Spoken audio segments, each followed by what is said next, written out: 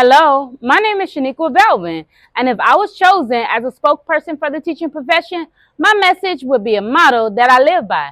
Literacy is the purest form of empowerment. I say this because I lived it.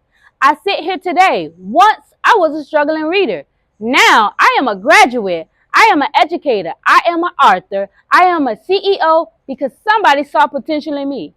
Literacy gave me more than skills. It gave me a voice. It gave me identity. It gave me direction. And it made me feel powerful. When we teach children to read, we teach them to imagine. We teach them to write. We teach them to lead. We give them their own voice and we give them a future. Just imagine, it's our next generation of scientists, doctors, lawyers, paleontologists, judges, and yes, educators. I want to share something with you.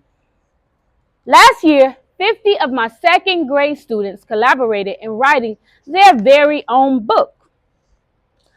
When they opened the pages of this book for the first time, something powerful happened. They didn't just see the words, they saw themselves. They didn't just see a book, they saw their future.